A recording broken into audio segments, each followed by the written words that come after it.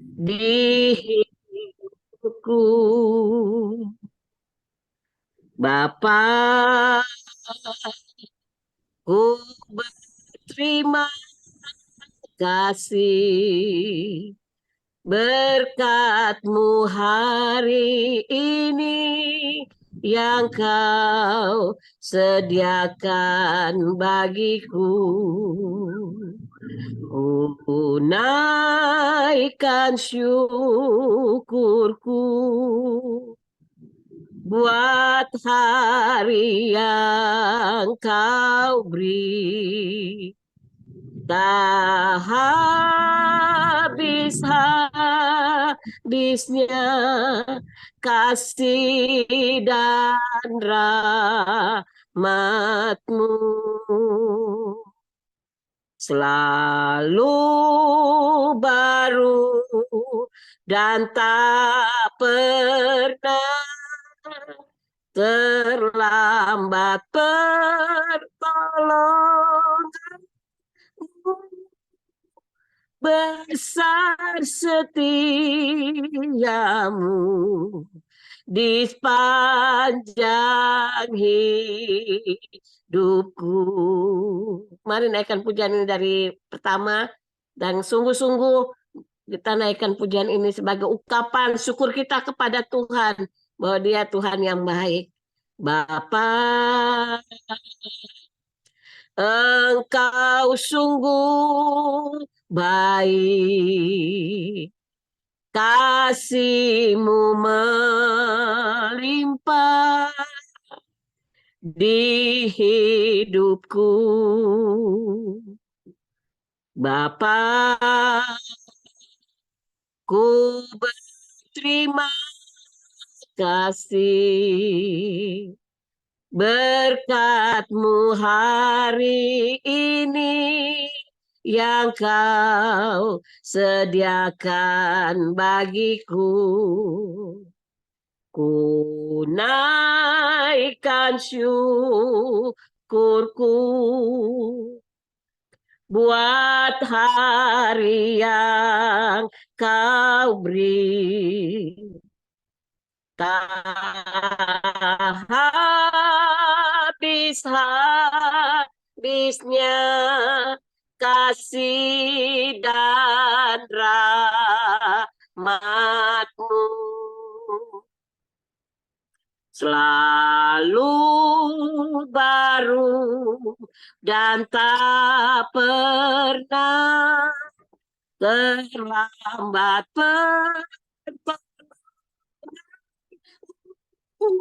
besar setiamu di sepanjang hidupku. Besar setiamu, besar setiamu, besar setiamu. Sekali lagi katakan, besar setiamu di sepanjang hidupku. Mari sembah Dia. Haleluya. Bapa yang baik, Bapa yang luar biasa. Kami sembah agungkan Engkau, kami tinggikan Engkau, Raja di atas segala raja. Haleluya. Terima kasih Tuhan. Terima kasih Yesus. Terima kasih Bapak yang baik. Kami berterima kasih kalau Tuhan masih beri sekali lagi kami kesempatan. Kami boleh beribadah sekalipun melalui Zoom Tuhan. Tapi kami tahu kuasa Tuhan tidak terbatas oleh ruang apapun Tuhan.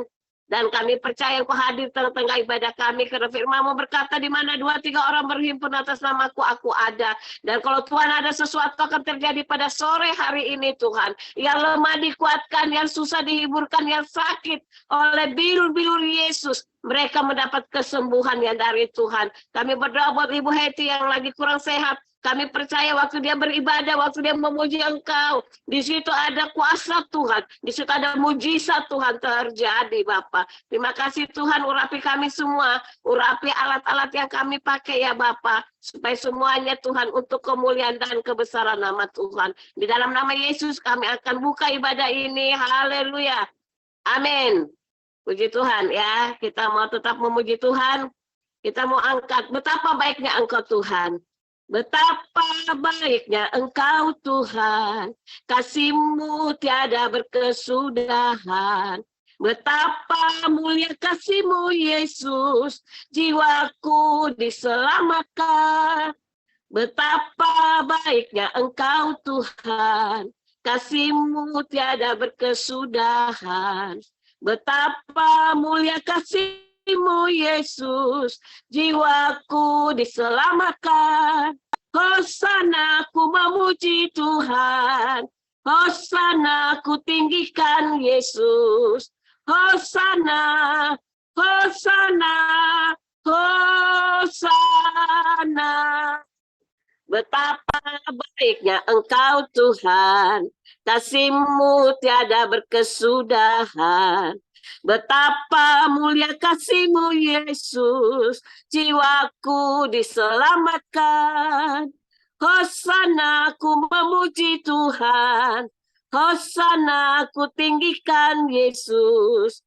Hosana, Hosana, Hosana. Haleluya. Tuhan kita Tuhan yang baik, amat baik dan sangat baik di dalam kehidupan kita. Puji Tuhan, kita mau siapkan hati kita untuk mendengar firman Tuhan. Kita mau angkat pujian. Ya Tuhanku, aku hendak bernyanyi bagimu. Selama kita masih hidup, diberi kesempatan, diberi napas, diberi kesehatan, mari kita mau bernyanyi bagi Tuhan. Ya Tuhanku, aku hendak bernyanyi bagimu selama aku hidup. Ya Allahku, aku hendak bermazmur bagimu selagi ku ada. Inilah yang ku renungkan setiap waktu, nyanyian pujian dan pengagungan kepada, biarlah manis kau dengar Tuhan, manis kau dengar Tuhan, dan hatiku bersuka karenamu. Terima kasih Tuhan, biar manis kau dengar Tuhan setiap pujian dan penyembahan kami Tuhan. Saya serahkan kepada hambanya yang menyampaikan isi hati Tuhan. Ya, silakan Bapak Stanley Iskandar. Tuhan Yesus memberkati. Ya, shalom, selamat sore semuanya. Sore Pak. Puji Tuhan. Sebelum kita masuk dalam sharing firman, mari kita berdoa dulu ya. Kita satukan hati. Terima kasih Bapak untuk kesempatan yang Tuhan berikan lagi pada kami boleh berkumpul sore hari ini. Kalau sebentar kami akan mendengarkan bagian kebenaran firman-Mu, urapi kami semua, buka hati dan pikiran kami, biar apa yang kami dengar dapat kami mengerti, disimpan dalam hati dan kami bagikan. Urapi kami semua yang ikut Zoom ini maupun yang akan mendengarkan nanti di YouTube. Kiranya Tuhan sendiri, Roh Kudus yang bekerja pada mereka semua yang mendengarkan. Terima kasih Bapak. Dalam nama Tuhan Yesus kami berdoa dan bersyukur. Haleluya. Amin. Jelas nggak suara saya? Dengaran? Jelas Pak. Ya, jelas banget. Jelas. Ya, terima kasih. Sore hari ini saya percaya kita semua udah tahu ya tentang satu perikop yang menceritakan waktu Tuhan Yesus dicobai di padang gurun selama 40 hari 40 malam ya. Itu saya ambil dari Matius 4 ayat 1 sampai dengan 11. Tapi sebelum masuk ke situ, coba kita mau ada ayat-ayat yang mendahului ya pencobaan di tentang pencobaan ini di 1 Korintus 10 ayat 13 dikatakan pencobaan-pencobaan yang kamu alami ialah pencobaan yang biasa, tidak melebihi kekuatan manusia. Dia akan menolong kamu pada saat mencarikan jalan keluar pada saat kamu dicobai hingga kamu dapat menanggungnya. Nah, jadi pencobaan-pencobaan yang kita alami selama ini menurut Tuhan itu biasa. Kenapa biasa? Karena yang luar biasanya sudah ditanggung oleh Tuhan Yesus sendiri waktu dia dicobai ya. Kalau kita sebagai manusia membayangkan pencobaan-pencobaan yang dialami Tuhan Yesus, kira-kira kita bisa nggak ditanggung? Dan saya mencatat di sini ada 3 poin yang iblis cobai terhadap Tuhan Yesus saat itu ya. Jadi mungkin ini contoh juga untuk kita supaya kita bersiap-siap apa aja yang iblis cobai waktu Tuhan Yesus dicobai, poin-poin apa aja atau bidang-bidang apa aja yang dicobai oleh iblis. Saya mencatat ada 3 hal yang dicobai, yang 3 kali Tuhan menjawab cobaan-cobaan yang iblis kasih. Coba sebelumnya kita baca dulu ya satu perikopnya ini dengan lengkap. Pak Joni mungkin bisa tolong bantu bacakan Matius 4 ayat 1 sampai dengan 11.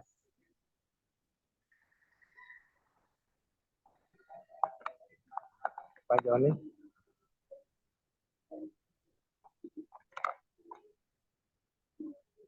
Kalau kita bergantian ya, saya baca dulu ayat 1 sampai dengan 5 ya. Percobaan di padang gurun judulnya. Ayat 1, maka Yesus dibawa oleh rohnya air besar ke padang gurun untuk dicobai iblis. Dan setelah berpuasa 40 hari dan 40 malam, akhirnya laparlah Yesus. Lalu datanglah si pencoba itu dan berkata kepadanya, jika engkau anak Allah, perintahkanlah supaya batu-batu ini menjadi roti. Tapi Yesus menjawab, ada tertulis, manusia hidup bukan dari roti saja, tapi dari setiap firman yang keluar dari mulut Allah. Kemudian iblis membawanya ke kota suci dan menempatkan dia di hubungan bait Allah. Ini percobaan kedua ya, tadi yang ke-1. Terus ayat 6 lalu berkata kepadanya, jika engkau anak Allah, jatuhkanlah dirimu ke bawah, sebab ada tertulis mengenai engkau, ia akan memerintahkan malaikat-malaikatnya dan mereka akan menatang engkau di atas tangannya supaya kakimu jangan terantuk pada batu. Ayat 7. Yesus berkata kepadanya, ada pula tertulis janganlah engkau mencobai Tuhan Allah. Ini pencobaan yang kedua, Tuhan bilang jangan cobai Tuhan Allahmu. Kemudian ayat 8, dan iblis membawanya pula ke atas gunung yang sangat tinggi dan memperlihatkan kepadanya semua dunia dengan kemegahannya.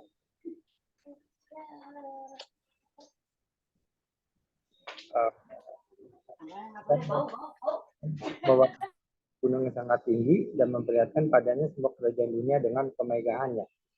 Dan berkata kepadanya, semuanya itu akan kuberikan kepadamu jika engkau sujud menyembah aku. Maka berkatalah Yesus padanya, engkaulah iblis, enyahlah iblis, sebab ada tertulis, engkau harus menyembah Tuhan Allahmu, dan hanya kepada dia sajalah engkau berbakti. Lalu iblis meninggalkan dia dan lihatlah, malaikat-malaikat datang ke layani Yesus. Jadi, saya mencatat di sini ada 3 poin yang iblis serang ya, dicobai waktu Tuhan Yesus dicobai di padang gurun. Kita coba bahas satu-satu ayatnya. Yang pertama, ayat pertama ini coba kita perhatikan ya. Ayat 1 dikatakan, maka Yesus dibawa oleh roh ke padang gurun untuk dicobai iblis. Ini yang membawa Yesus untuk dicobai siapa gitu? Kan airnya air besar ya. Air besar ya, berarti itu roh Bapa atau roh Kudus yang membawa Yesus untuk dicobai. Sebab ada yang pernah menanyakan pada saya, katanya Yesus itu Tuhan, kok bisa dicobai iblis gitu? Katanya Yesus Tuhan, kok bisa dicobai iblis ya? Kalau kita baca ayat ini, itu jelas dikatakan dibawa oleh roh ke padang gurun untuk dicobai. Jadi yang membawa siapa? Bapa ya, jadi Bapa mengizinkan Yesus dicobai di padang gurun. Kemudian ayat 2. Ayat 2 katakan, dan setelah berpuasa 40 hari 40 malam, akhirnya laparlah Yesus. Jadi ini puasanya luar biasa ya, 40 hari 40 malam. Nggak makan, nggak minum. Begitu di padang gurun, di padang gurun kan kalau siang panas ya, malam dingin. Katanya begitu cuacanya di sana. Ini 40 hari 40 malam, akhirnya laparlah Yesus. Kemudian ayat 3, lalu datanglah si pencoba itu dan berkata kepadanya, jika engkau anak Allah, perintahkanlah ke batu-batu ini menjadi roti. Kira-kira kalau Tuhan mau bisa nggak batu dijadiin roti? Bisa ya, bisa aja. Tapi karena itu, jadi kalau kita perhatikan ini pertama pencobaan ini tentang urusan jasmani atau perut ya, jasmani atau perut atau lapar. Sebab kalau manusia udah lapar, apa aja dia kerjain gitu ya, bisa jadi jahat pikirannya karena sudah lapar. Jadi ini yang pertama diserang oleh iblis adalah jasmaninya ya, jasmaninya supaya dia tahu Yesus lapar, coba jadiin batu jadiin roti. Kalau Tuhan mau bisa nggak? Bisa. Tapi apa jawab Yesus? Ada tertulis manusia hidup bukan dari roti saja, tapi dari setiap firman yang keluar dari mulut Allah. Jadi ternyata makanan itu ada dua ya, makanan rohani dan makanan jasmani yang harus kita konsumsi setiap hari ya. Kalau kita kaitkan ada referensi ayat di Yohanes 4 ayat 34 dikatakan makananku ialah melakukan kehendak Dia. Ini Yesus yang ngomong ya. Makananku ialah melakukan kehendak Dia atau Bapa ya, yang mengutus aku dan menyelesaikan pekerjaannya. Jadi kalau diperhatikan ayat ini, apa hubungannya makanan dengan melakukan kehendak Bapa gitu. Ternyata setiap hari kan manusia harus makan. Nah, makanan jasmani kita ya roti yang kita makan sehari-hari ya, nasi, roti. Makanan rohani kita adalah firman Tuhan dan melakukan kehendak Bapa. Jadi setiap hari kita harus melakukan kehendak Bapa. Gitu. Ya, kalau saya menangkapnya begitu. Kemudian ayat ke-5 ya. Ayat 5, kemudian iblis membawanya. Nah, ini cobaan pertama nggak bisa ya. Nggak mempan, tidak masuk. Dan itu bisa menangkal urusan perut meskipun lapar, tapi tetap dia bertahan ya. Nggak menjadikan batu jadi roti. Kemudian ayat 5, kemudian iblis membawanya ke kota suci dan menempatkan dia di bubungan bait suci, bait Allah. Jadi di puncaknya bait Allah ya. Lalu berkata kepadanya, jika engkau anak Allah, jatuhkanlah dirimu ke bawah, sebab ada tertulis mengenai engkau. Dia akan memerintahkan malaikatnya untuk menatang engkau di atas tangannya supaya kakimu jangan terantuk pada batu. Jadi cobaan kedua ini yang diserang adalah keangkuhan ya. Keangkuhan, kesombongan, merasa hebat, merasa dilindungi, atau sombong rohani. Ini termasuk di pencobaan kedua ya. Sombong rohani sama ini, soalnya saya pernah dengar cerita ada di Korea ya. Korea ada KKR gitu, kemudian ada sekelompok jemaat mau KKR, pada saat itu lagi banjir ya, jalanan banjir. Kemudian karena dia percaya dengan Tuhan akan melindungi dia seberangin tuh jalan yang lagi banyak arusnya. Ternyata hanyut gitu ya. Ternyata semuanya hanyut. Nah ini mungkin yang termasuk jangan mencobai Tuhan Allahmu gitu. Jadi kalau nggak ada perintah Tuhan, jangan ambil tindakan sendiri. Meskipun tujuannya sebetulnya baik untuk mendatangi ikut KKR ya. Tapi kalau Tuhan nggak suruh, jangan mencobain. Nah di sini kan kalau Yesus merasa, oh iya aku anak Allah gitu ya, pasti Tuhan pasti Bapak tolong saya nih. Meskipun saya loncat, dari atas bait Allah nggak akan celaka gitu. Dipancing sama si iblis, dipancing supaya menjatuhkan dirinya gitu ya ke bawah. Kemudian jadi ini keangkuhan ya, kesombongan, merasa sudah hebat nih, misalnya hamba Tuhan yang terkenal ya, pasti dilindungi Tuhan, sombong rohani. Nah ini termasuk pencobaan kedua yang dicobai iblis ya. Kemudian ayat 7, apa jawab Tuhan? Ayat 7, Yesus berkata, ada pula tulis, jangan engkau mencobai Tuhan Allah. Jadi pencobaan kedua adalah, pertama tadi fisik, yang kedua adalah keangkuhan, kesombongan, merasa hebat,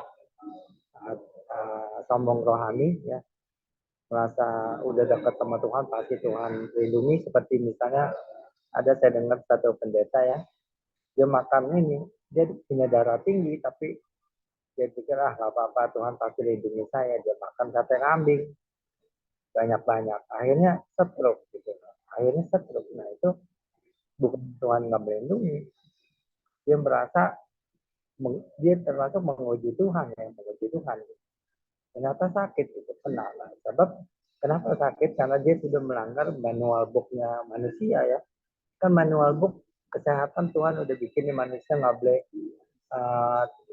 malam harus tidur, siang kerja, misalnya harus ada istirahatnya dalam 24 jam, terus makan nggak boleh sembarangan. Nah, terus kita karena merasa dilindungi Tuhan ya makan sembarangan, ya tetap aja sakit. Bisa sakit juga, jangan mencobai Tuhan Allah ya. Kemudian ayat setelah pencobaan kedua bisa dilalui, kemudian Iblis mencobai tentang percobaan ketiga di Matius 4 ayat 8. Coba kita baca Matius 4 ayat 8. Dan iblis yang ketiga kalinya membawanya pula ke atas gunung yang sangat tinggi dan memperlihatkan kepadanya semua kerajaan dunia dengan kemegahannya. Nih, kerajaan dunia dengan kemegahannya ya. Semua kerajaan dunia dengan kemegahannya, bukan sebagian, semua. Dan berkata kepadanya, semua itu akan kuberikan kepadamu jika engkau sujud menyembah aku. Maka berkatalah Yesus kepadanya, nyahlah iblis, sebab ada tertulis, engkau harus menyembah Tuhan Allahmu, dan hanya kepada Dia sajalah engkau berbakti. Jadi pencobaan ketiga adalah, yang diserang adalah ini ya, tentang kekuasaan, kekayaan, ya, mamon, kehormatan, jabatan, popularitas. Nah itu bisa dari situ iblis menyerang kita, mencobai kita ya. Coba perhatikan ayat 8. Iblis membawanya ke atas gunung yang sangat tinggi dan memperlihatkan kepadanya semua kerajaan dunia dengan kemegahannya. Semua kerajaan dunia dan kemegahannya, dan berkata kepadanya, semua itu akan kuberikan kepadamu jika engkau sujud menyembah aku. Jadi semua kerajaan dunia dengan kemegahannya sebetulnya di bawah kuasa si iblis. Memang dia udah yang berkuasa, makanya kalau kita cuma mau mencari kekayaan, kekuasaan, ya cari aja iblis. Memang di tangan dia gitu. Tapi syaratnya engkau harus sujud menyembah aku. Kemudian kalau kita baca referensi ayatnya di Lukas 4 ayat 6 dikatakan cerita yang sama, tapi di Lukas ya, adanya Lukas 4 ayat 6 dikatakan, kata iblis kepadanya, segala kuasa itu serta kemuliaannya akan kuberikan kepadamu, sebab semuanya itu telah diserahkan kepadaku. Semuanya itu telah diserahkan kepadamu. Siapa yang menyerahkan pada iblis? Dan aku memberikannya pada siapa saja yang aku kehendaki. Jikalau engkau menyembah aku, seluruhnya itu akan menjadi milikmu. Dan waktu si iblis ngomong begini, Tuhan Yesus tidak membantah, diam aja. Tuhan Yesus nggak bilang, kamu jangan ngomong sembarangan. Semuanya ini milikku atau milik Bapa ya. Enggak, Tuhan Yesus diam aja karena memang seluruh dunia sudah di bawah kuasa si jahat sebelum Yesus mengalahkan maut ya, sebelum Yesus bangkit. Nah, di ayat di Lukas 4 ayat 6 ini dikatakan semuanya itu telah diserahkan kepadaku. Kira-kira siapa yang menyerahkan? Menyerahkan semuanya itu pada iblis. Siapa kira-kira? Apa Bapak yang menyerahkan? Saya pernah belajar ya, katanya yang menyerahkan ini sebetulnya si Adam, bukannya Allah, bukannya Bapa, bukannya Yesus ya. Si Adam yang menyerahkan. Kapan Adam menyerahkannya? Kalau kita baca di Kejadian 1 ayat 26 kan di situ dikatakan manusia berkuasa atas ikan-ikan di laut, burung di udara, ternak, dan atas seluruh bumi. Dan atas segala binatang melata yang berada di bumi. Jadi semuanya sebetulnya waktu sebelum manusia diciptakan kan Tuhan menciptakan yang lain dulu ya. Binatang-binatang, segala makanan manusia, pohon-pohonan, biji-bijian. Nanti sebenarnya manusia yang dikasih kuasa untuk menguasai bumi asalnya nih sebelum Adam jatuh dalam dosa. Sebelum Adam jatuh dalam dosa itu semua dikasih sama Adam. Jadi kita bayangkan aja ada sertifikat bumi nih dengan segala isinya, disebutin tuh semua binatang, tumbuh-tumbuhan itu dikasih ke Adam sertifikat bumi, dia yang menguasai, dia yang harus mengelola. Dan begitu dia jatuh dalam dosa, sertifikat itu diambil alih oleh iblis. Sertifikat yang tadinya disediakan untuk Adam, fasilitas yang disediakan diambil alih oleh iblis, sehingga dunia sekarang dikuasai si iblis. Ya, di Lukas 4 ayat 6 dikatakan semuanya itu telah diserahkan kepadaku. Iblis yang telah menyerahkan pada dia, dan aku memberikan Adam yang menyerahkan pada iblis, dan aku memberikannya pada siapa saja yang kehendaki. Jadi kemudian ini yang Tuhan Yesus marah ya di ayat 10 karena dia suruh Yesus menyembah dia ya. Nah ini kan yang paling tidak boleh, yang paling dilarang sama Tuhan. Maka berkata Yesus padanya, nyala iblis, sebab ada tertulis, engkau harus menyembah Tuhan Allahmu, dan hanya kepada dia sajalah engkau berkati. Jadi 3 poin. Poin yang ketiga yang diserang adalah tentang, nah ini yang paling berat ya, percobaan yang sampai saat ini kita rasakan berat, sebab itu berhubungan dengan kemegahan ya, kekuasaannya. Kekuasaan, orang semua ingin berkuasa ya, jadi menteri, jadi presiden, jadi kaya. Terus setelah kekuasaan, kekayaan, mamon itu diperlihatkan semua kerajaan dunia dan kemegahannya, itu kan mamon ya. Terus kehormatan, jabatan, popularitasnya, ini pencobaan yang ketiga. Tapi Tuhan Yesus bisa lalui itu semuanya dan bilang jangan ada tertulis yang harus disembah hanya Tuhan Allahmu, nggak boleh yang lain. Dan ayat 11, lalu iblis meninggalkan dia dan melihatlah malaikat-malaikat datang melayani Yesus. Jadi tiga poin ini yang kita harus waspadai, sebab di sini akan bagian-bagian ini yang akan diserang iblis. Jadi di sini kita bicara kebanyakan tentang karakter yang dicoba ya. Karakter pertama fisik, yang kedua dan ketiga itu karakter ya, keangkuhan hidup, kekuasaan, jabatan. Tapi di sini tidak dicobai di bidang seks ya. Sebab waktu itu kan emang yang dicobai Tuhan Yesus, tidak ada bidang seks yang dicobai. Mungkin itu termasuk kekuasaan ya.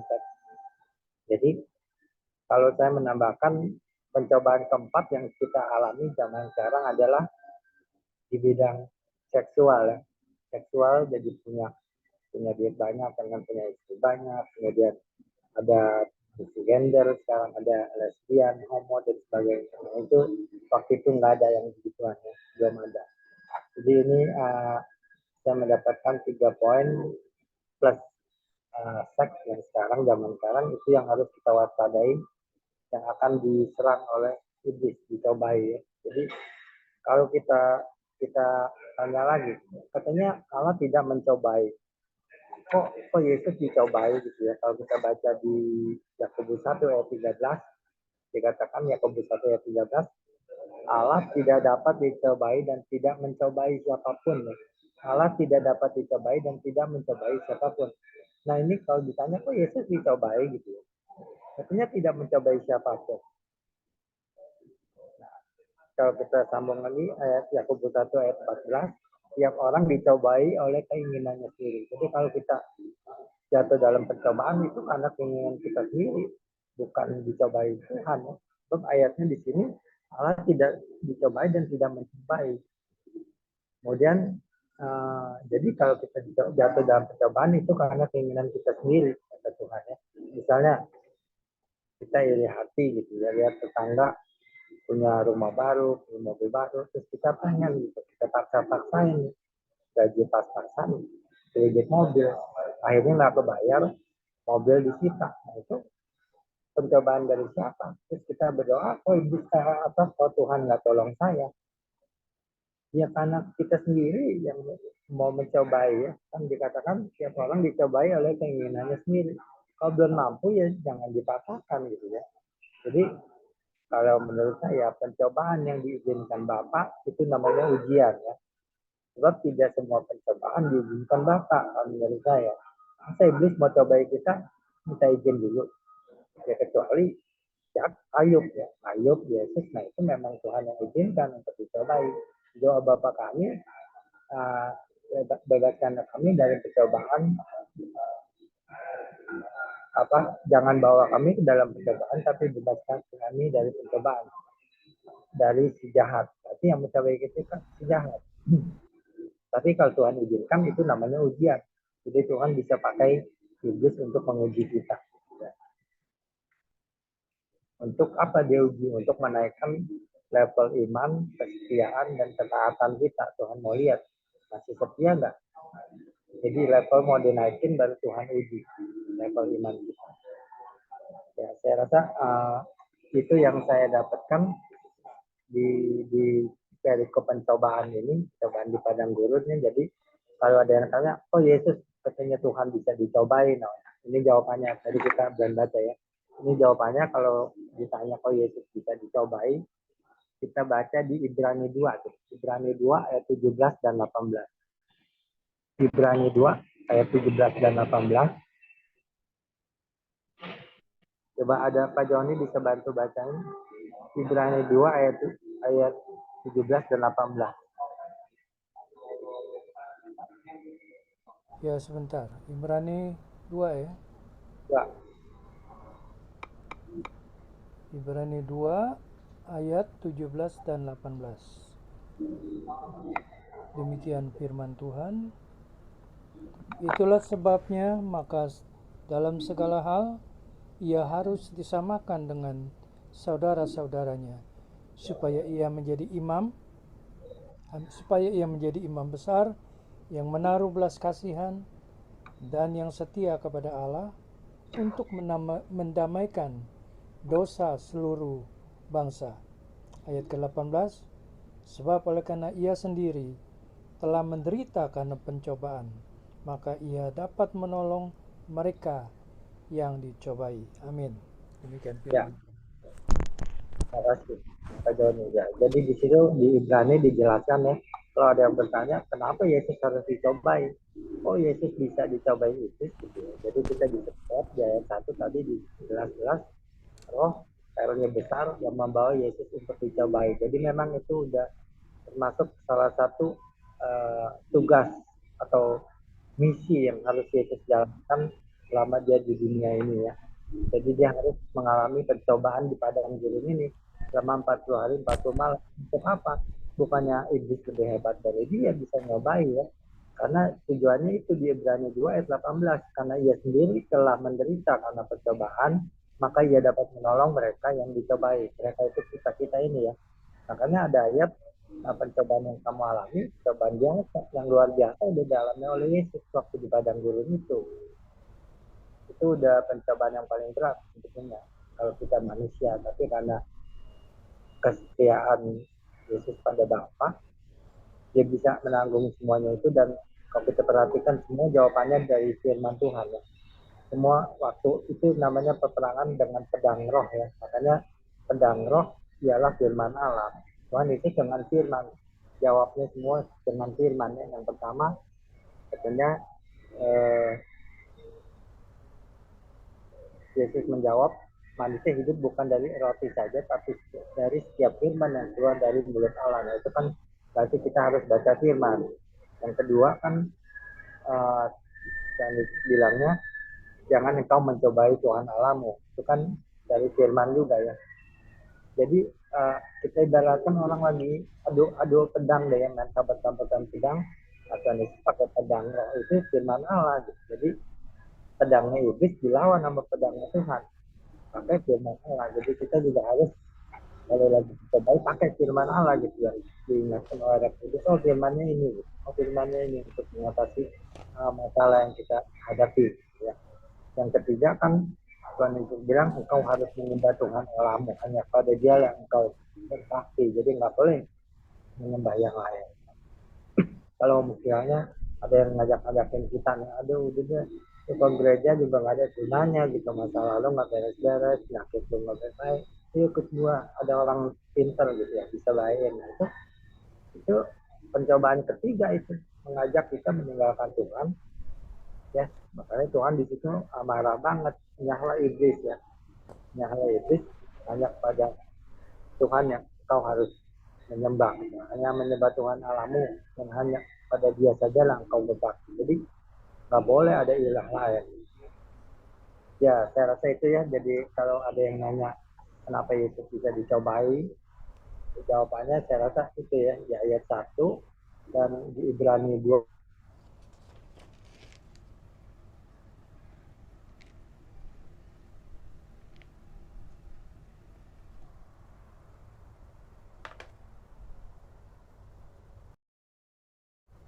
Wah, kenapa nih?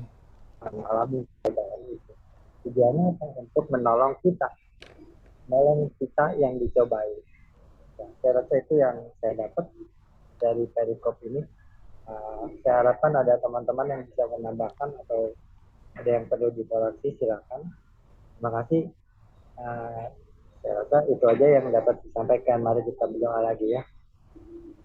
Terima kasih Bapak untuk kesempatan yang Tuhan berikan. Hamba sudah selesai menyampaikan bagian kebenaran firman-Mu. Biarlah semua yang telah kami dengar dapat kami simpan dalam hati, dan kami pakai, kami terapkan, kami bagikan pada saudara kami yang lain untuk siap berhati-hati untuk menghadapi percobaan-percobaan dari iblis yang akan menjatuhkan kami. Terima kasih Bapak untuk pengertian dan pencerahan yang Tuhan berikan kepada kami. Terima kasih dalam nama Tuhan Yesus kami berdoa dan bersyukur. Haleluya. Amin. Ya, silakan. Siapa yang bincang-bincang? Ya, terima kasih Pak Stanley Iskandar ya, sudah menjadi saluran berkat ya. Tema hari ini pencobaan ya. Terkadang kita ini suka menyalahkan Tuhan ya. Kenapa pencobaan ini datang kepada saya ya? Kenapa pencobaan ini sakit penyakit ya? Contohnya, ataupun utang piutang ya. Tapi terkadang kita nggak menyadari ya, apa yang kita tabur itu yang kita tuai. Ya, ini ada hukum tabur tuai juga ya. Jadi kita harus juga introspeksi diri ya. Karena dikatakan di firman Tuhan yang dikatakan kuk yang kupasang itu ringan dan engkau sanggup memikulnya ya. Terkadang kita ini suka menyalahkan Tuhan. Tapi nggak ada, di family ministry nggak ada yang seperti itu ya. Kita harus introspeksi diri ya. Jadi kayak seperti saya tempoh hari waktu sebelum pandemi ya. Saya percaya sama orang, saya kasih utang lewat kartu kredit, tapi setelah pandemi, siapa yang tahu ya, akhirnya semua pada macet, pada bisa bayar. Saya utangnya itu sampai dihitung 250 juta. So, bayangin, hampir 2 tahun akhirnya saya beresin. Sudah tuntas ya. Dan dulu itu saya punya kartu kredit itu ada 11 ya. Sekarang tinggal 4 ya. Saya semua tutup, saya bayarin semua utang, saya lunasin, dan saya sekarang berhati-hati ya untuk bisa berutang kembali ya. Tapi terkadang kita kan namanya juga keinginan ya, sukanya begini, sukanya begitu ya. Seharusnya kita harus bisa juga mengendalikan diri kita ya, supaya apa? Supaya kita tidak terjerat oleh hutang piutang. Nah, tadi pagi saya sudah ke dokter, kantuk, dan dokter memutuskan untuk saya tanggal 7 Desember saya pasang ring dengan cara dibor. Tanggal 6 Desember saya akan opname, tanggal 7 pagi saya diambil tindakan, tanggal 8 saya sudah boleh pulang. Jadi nanti tanggal 6 Desember tolong dibantu ya, siapa yang bisa pegang link FM. Nanti tanggal 7-nya kalau saya sudah sehat, saya akan tampil di Family Ministry ya. Kalau tanggal 6 Desember mungkin saya harus opname ya, saya harus benar-benar persiapan ya untuk bisa melakukan pasang ring dengan cara dibor ya. Tadi dokter juga bilang jangan khawatir ya, kita semua serahkan sama Tuhan ya. Karena Tuhan Yesus itu kan yang berdaulat ya atas setiap kehidupan kita ya. Jadi jangan pernah ragu, jangan pernah khawatir, karena kadang kan Tuhan Yesus itu pakai tangan dokter untuk menyembuhkan kita yang sakit. Amin ya. Karena tanpa dokter pun kita tidak bisa apa-apa ya. Dan saya percaya teman-teman pasti doakan ya untuk saya untuk berhasil dipasang ring ya, supaya saya bisa melayani Tuhan lebih sungguh ya. Saya tidak sengal-sengal napas ya, saya bisa juga sehat kembali ya. Tapi dengan catatan saya tidak boleh lagi untuk makan sembarangan ya, seperti goreng-goreng ya, kolesterol itu juga harus saya jaga, karena ini terkadang pencobaan ini datangnya dari kesalahan kita, cara kita makan ya, cara kita bisa untuk sehat seperti apa, itu juga harus kita bisa kendalikan diri kita sendiri. Amin. Sakit penyakit itu datang dari kita punya keteledoran ya, hawa nafsu ya, makan tidak direm ya, udah tahu kolesterol tapi makannya daging nasi, sudah tahu darah tinggi tapi makannya sukanya yang asin-asin, ikan asin, telur asin ya, itu pun juga nggak boleh. Amin ya, kan Tuhan Yesus kasih hikmat buat kita ya, supaya kita bisa hidup sehat, kita harus mengikuti pola hidup juga yang sehat. Amin ya. Terima kasih Pendeta Randy Iskandar yang sudah menjadi saluran berkat. Kiranya Tuhan Yesus pakai ya pelayanan Pak Randy Iskandar menjadi berkat kemuliaan nama Tuhan, istri dan anak-anaknya diberkati. Silakan satu pujian. Bu Messi masih ada, Bu Messi? Iya, Pak. Nah, silakan Bu Messi satu pujian sebelum doa syafaat Opung Brahmana sendiri. Ya, puji Tuhan. Terima kasih untuk firman yang luar biasa, Pastor Lee. Tuhan berkati, luar biasa. Kita mau angkat pujian. Kami memuji kebesaran-Mu karena Tuhan kita Tuhan yang ajaib. Kami memuji kebesaran-Mu. Ajaib Tuhan, ajaib Tuhan, kami memuji kebesaran-Mu. Ajaib Tuhan, ajaib Tuhan. Silakan Opung. Baik Bu Messi, terima kasih. Ya. Mari kita naikkan doa syafaat kita pada sore dan malam hari ini. Mari kita berdoa. Bapa kami di surga, kami sangat mengucap syukur kepadamu buat kasih setia Tuhan. Segala kebaikan-Mu yang telah kami terima Tuhan. Itu besar kasih-Mu kepada kami. Kalau hingga saat pada sore hari ini kami ada sebagaimana ada, ini semata-mata karena kasih dan anugerah Tuhan dan kemurahan Tuhan kepada kami. Tak ada yang dapat kami banggakan Tuhan, karena kami tahu tanpa Engkau kami tak dapat berbuat satu apapun Tuhan. Sebab itu dengan segala kerendahan hati kami mohon kepadamu dan kami sangat membutuhkan Engkau senantiasa dalam kehidupan kami. Bapa, kesempatan pada sore dan menjelang malam hari ini. Kami sangat mengucap syukur dan kami naikkan permohonan doa kami kepada hamba-Mu Bapak Sandy yang sudah menyampaikan firman Tuhan, di mana hamba-Mu sudah menyampaikan pokok doa kami masalah pencobaan Bapak. Tapi Tuhan,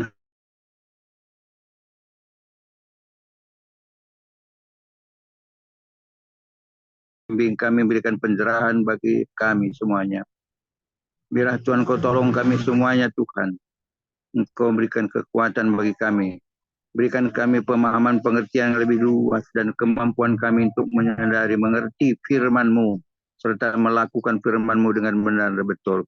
Kami sangat mengucap syukur buat kesempatan pada sore hari ini kalau hamba-Mu Pak Sekali Tuhan kirim untuk menyampaikan isi hati-Mu kepada kami, untuk kami senantiasa berjaga-jaga, untuk kami menyadari agar kami tetap merendahkan diri kami, agar kami tetap waspada, karena kami tahu iblis itu senantiasa berjalan-jalan keliling, mau menjatuhkan, mau merongrong, mau membunuh, dan membuat hal-hal yang tidak menyenangkan bagi kami. Sebab itu Tuhan, dengan segala kuasa dan otoritas kuasa dari surga yang Tuhan sudah berikan bagi kami, segala bentuk pekerjaan kuasa roh jahat yang selalu mau merongrong, menjatuhkan kami, membuat kami tidak damai sejahtera, membuat kami tidak nyaman, dengan satu hati kami ikat kuasa kegelapan, kuasa iblis setan, kami patahkan kuasa-Mu, kami hancurkan, kami tolak Kau keluar jauh dari kehidupan kami. Pergi Kau ke tempat yang sudah Tuhan tentukan bahwa Engkau berada di bawah tumpuan telapak kaki salib Kristus.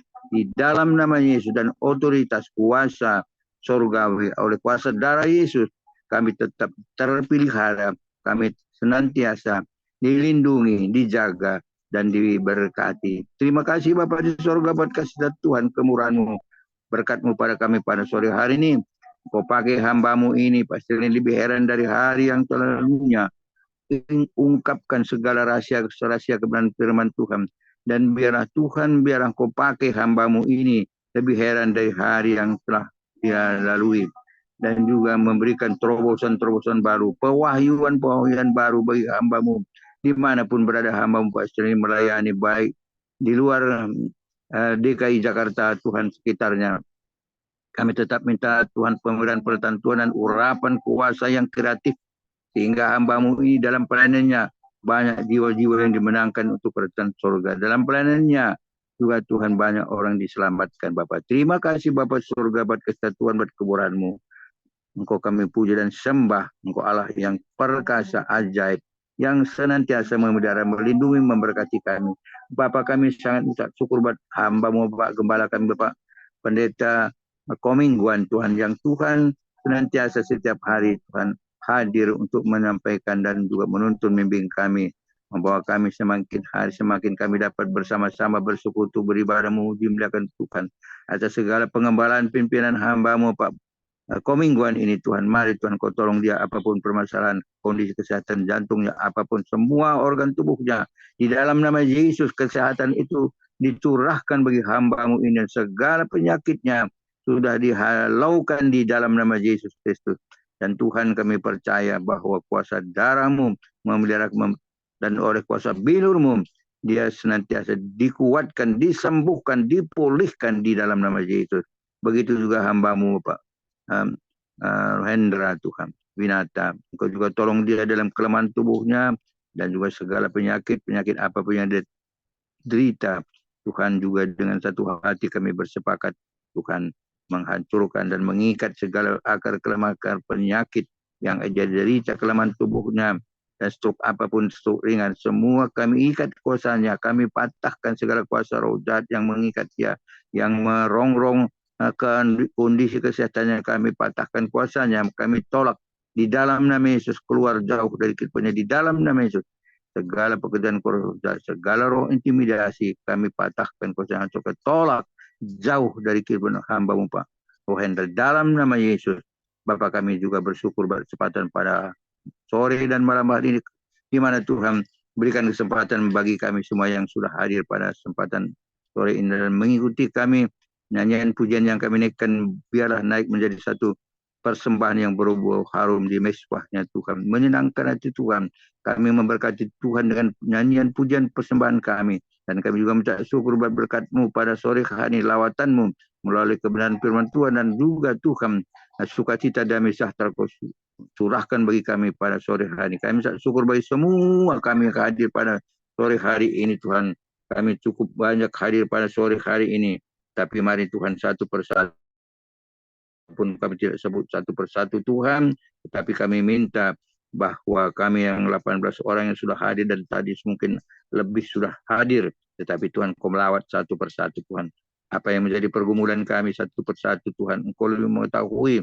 Biarlah Tuhan, kalau ada tubuh dan kondisi kami dalam kelemahan, Kau berikan kekuatan.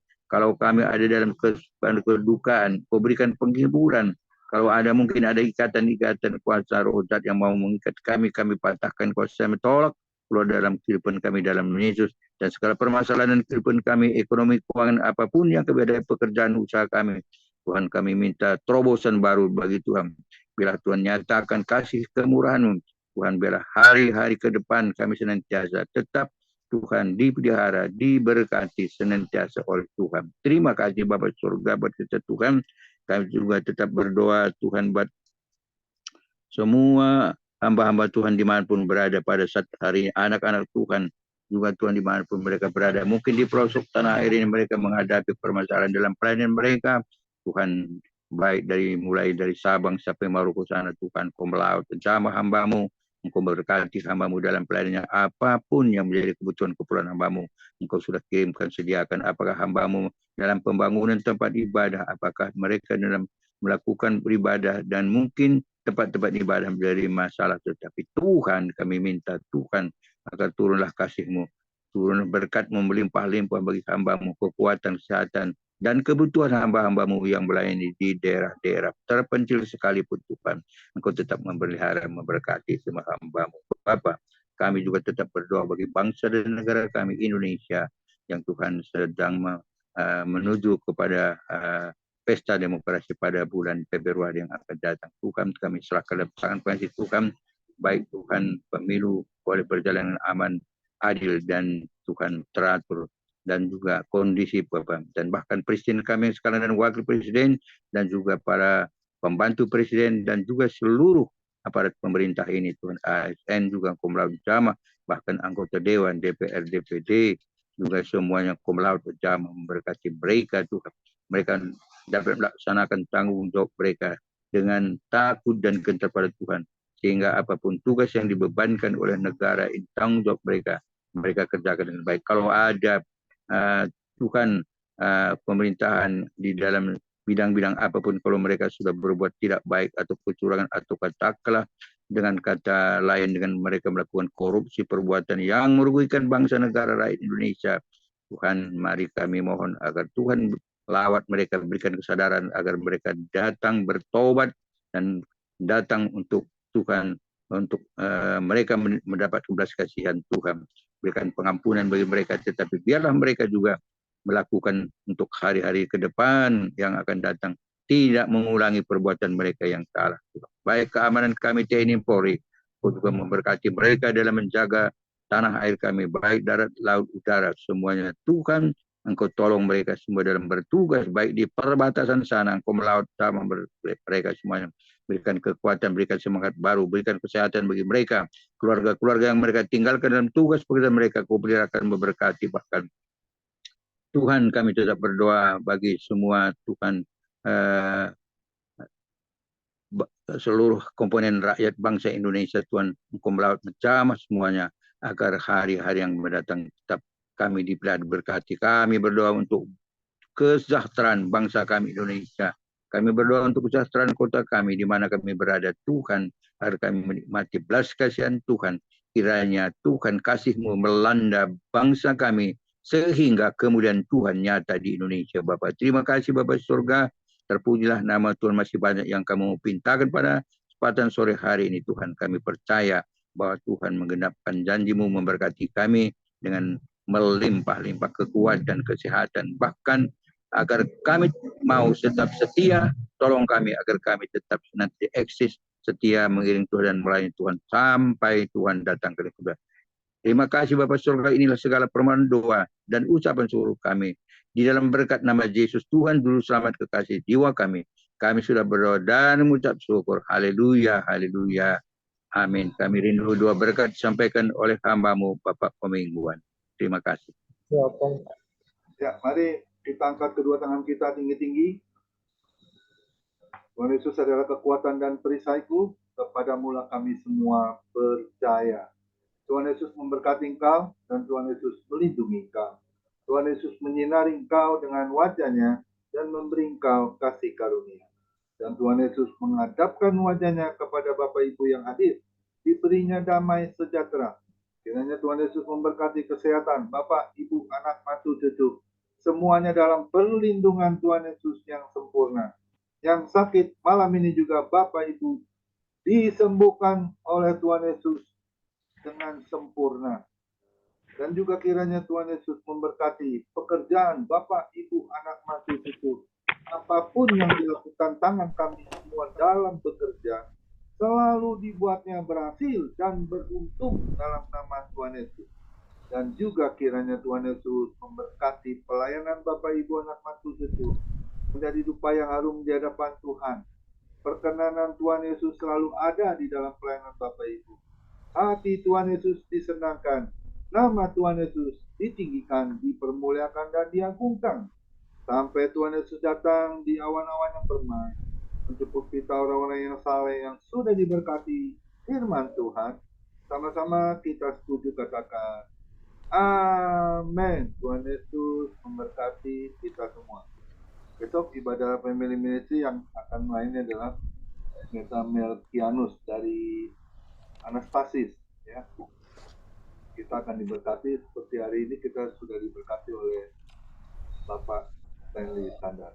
Tuhan Yesus memberkati. Silakan Pak Joni Iskandar untuk memandu bincang-bincang. Iya, baik. Ya, terima kasih Pak Gembala. Shalom Bapak Ibu yang dikasihi Tuhan.